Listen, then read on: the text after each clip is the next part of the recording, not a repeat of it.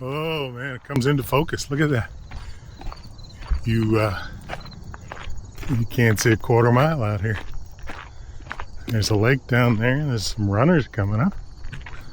And there's a valley over there. You can see me. Oh my. What a beautiful morning.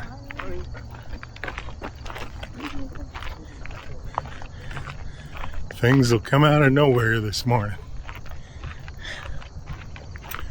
Well, that little Eagle Talk was Eagle Talk number 5. Kind of about the seasons of eagles. We've been watching them for over 4 years now, I guess. Pair over here, Ed and Abby. And they have their seasonal activities. Let's see, it's August, the end of August almost. And they go in chapters. So right now the chapter that they seem to be reading or writing even is a chapter of quiet, repose, rest, vacation, you might say. And then that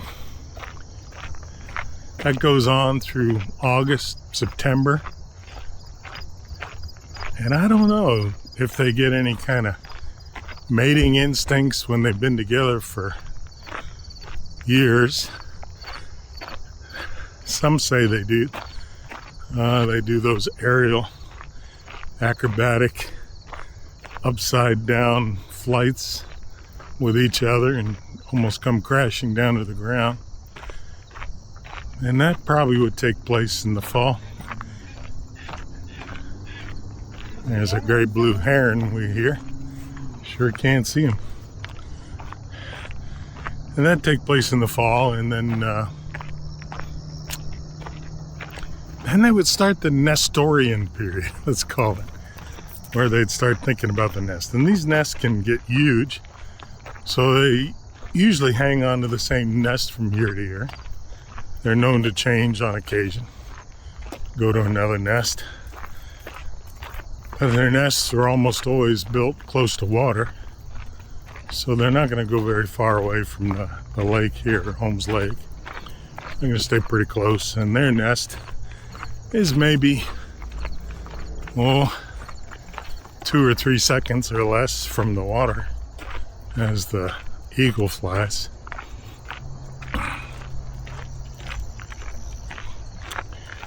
So they stay close to the water, catch those fish, of course. And they start rebuilding the nest. Or maybe they tool it up, or maybe they bring in the new designs for this year, for 2026, 2027. And they clean things up, bring in some new sticks. Often the male does his part, kind of implies that he'll do a little vacuuming, a little cleaning up. But probably the female does a big part of it. And then in January, February, they start thinking about laying eggs. Probably January around here. And in warmer climates, it might be sooner. But around here, they start laying eggs. 1, 2, 3 eggs. And if they get all 3 to hatch and raise all 3, well, as much as I know about eagles and don't know about eagles, I'm beginning to think getting 1 or 2 eggs to hatch and do well is pretty exciting. To get 3 is kind of a miracle, if you believe in that sort of thing. So they work hard when they get 3 young folks, 3 offspring. They work very hard. And that's maybe why they seem to slow down in late July, August, September, because they probably work pretty hard. But they come back to the lake, they kind of, they kind of disappear into the trees and they don't hang around the nest much. So that's that season. And then they hatch the eggs hatch, and that's a fantastic time. We all get kind of excited about that, extra excited, I suppose. And they've been sitting on them for a month and a half. Then they hatch and they start, getting real fussy over the little ones. And they begin the process of raising them, feeding them. And that feeding, it can be March around here, maybe April. That feeding takes a lot of work. I have to go catch quite a few more fish. Sometimes the ospreys come through for a week, 2 weeks, 3 weeks then. And the ospreys do their part, catch some fish, and the eagle raids the osprey, grabs their fish, sometimes in midair. So they scare it out of the osprey's mouth, the beak. Can't see him, but you sure can hear him. Anyway, and the water going down the spillway, you can hear that today. You can't see it, but it's down there. Right down there. You can barely make it out in the thick fog. Fog is so heavy it feels like a blanket of water on you. It's got its own beauty. We're always looking for beauty, even in the midst of odd weather, strange weather. Some people wouldn't call this strange at all. But for here, it's pretty unusual. So the eagle has these seasons. That season might last 4 weeks, 6 weeks, till the eggs hatch, and then they start taking care of the hatchlings. And that season might last a couple months. And then the young eagles start sitting on the sides of the nest. They move around, they make their wings work a little bit. They get some wind. They even start to lift up a little bit and feel the wind in their feathers and their flight feathers.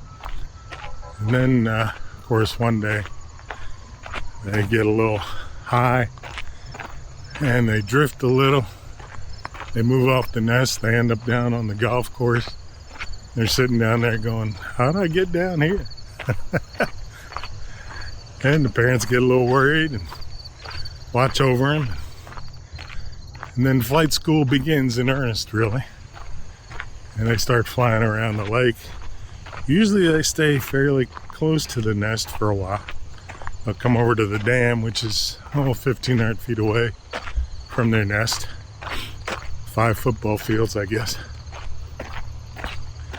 And they'll plop around, pounce around, penguin around the dam on their feet. And then they'll pick up some wind, take off and go back over toward the nest. And so flight training is about a month, maybe 5 weeks, 6 weeks, I don't know. Somewhere in there. Usually in August. More. Usually it gets serious in maybe late July, early August, through the month of August, or halfway through August this year. Before the eagles, the young ones, take off. Do they ever come back to the nest? We don't know. It would be pretty cool to see banded eagles come back.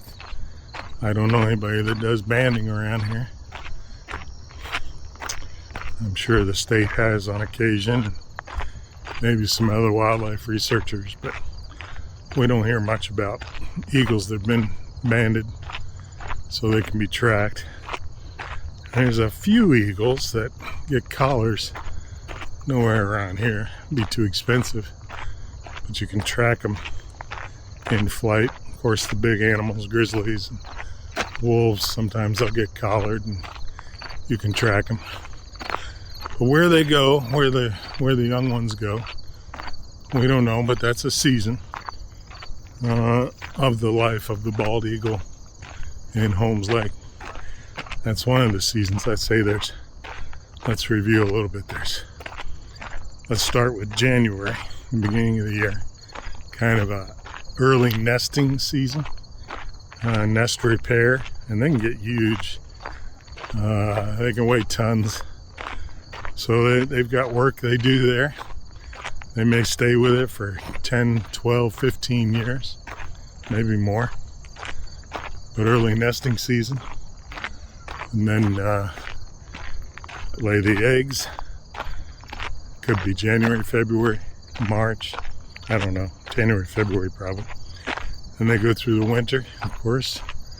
And they protect those eggs. And then, let's say March, they hatch. So they've got the hatching season. And then they've got the raising the young season. And then they've got the preparation for flight season, and then the flight season itself. And then eventually the departure season. And then one more period in there you might call a season of rest. So that's the idea behind the eagle seasons. And it's kind of a thing you anticipate. You kind of look forward to each of those seasons so that you can sort of observe it, maybe even document it a little bit. And you get to know the eagles. That's what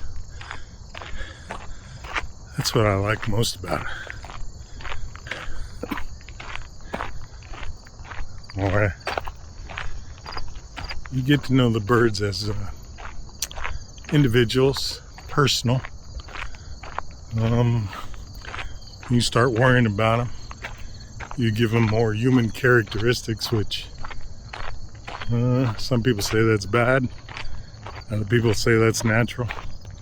You anthropomorphize them. You make them into humans. I don't recommend too much of that. But we did give these two names, and we do feel kind of parental over them. And we especially worry when they don't seem to be coming back during that rest season in August. We get a little anxious and look around the lake for them as if they're our own children. And they're not. They're wild animals that have adopted to people in the territory that they've chosen. And golfers go into their nest every day. So they are in close proximity to people. And that's happening across the country. Whether people think that's right or not, that's just what's happening. And the eagle's choice in it is pretty obvious. Unless you want to get rid of people around all the water sources, their houses, their communities. That's what's going to continue to happen. And it's very successful. From the standpoint of having 80,000 pairs of bald eagles raising young, which is amazing in itself. Anyway, that's the seasons of the bald eagle. I'm slipping here coming down the hill. You don't want to get that on film. That would be pretty bad. There's a bunch of geese. Say goodbye, geese. All right. That's Eagle Talk number 5. We'll see you later.